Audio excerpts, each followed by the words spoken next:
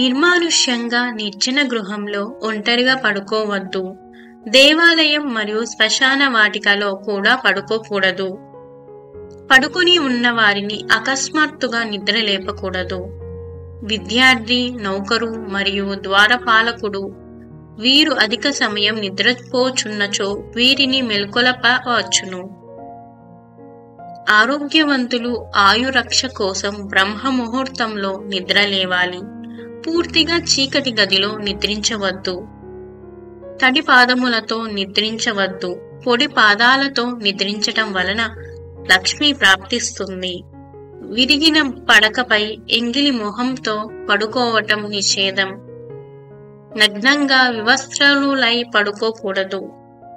తూర్పు ముఖంగా తలపెట్టి నిద్రించిన విద్య, పశ్చిమ వైపు తలపెట్టి నిద్రించిన ప్రబల చింత, ఉత్తరము వైపు తలపెట్టి నిద్రించిన హాని, మృత్యువు, ఇంకా దక్షిణ ముఖంగా తలపెట్టి నిద్రించినచో ధనము, ఆయువు ప్రాప్తిస్తుంది.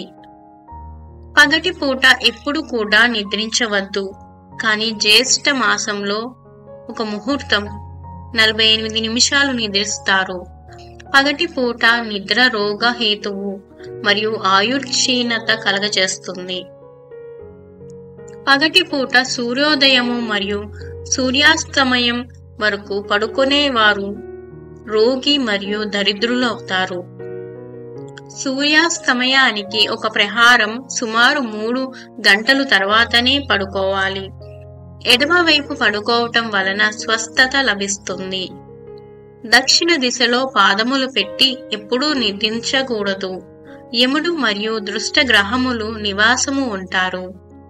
దక్షిణ దిశలో కాళ్ళు పెట్టడం వలన చెవులో గాలి నిండుతుంది. మెదడుకు రక్త సరఫరా మందగిస్తుంది.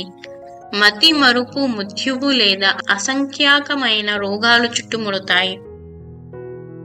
గుండెపై చేయి వేసుకొని చెట్టు యొక్క భీము కింద కాలుపై కాలు వేసుకొని నిద్రించరాదు. పడక మీద త్రాగటం, తినటం చేయకూడదు. పడుకొని పుస్తక పఠనం చేయడానికి వీల్లేదు. పడుకొని చదవటం వలన నేత్రజ్యోతి మసకబారుతుంది. ఈ 16 నియమాలను అనుసరించేవారు యశస్వి, నిరోగి మరియు దీర్ఘాయుష్మంతుడు అవుతారు.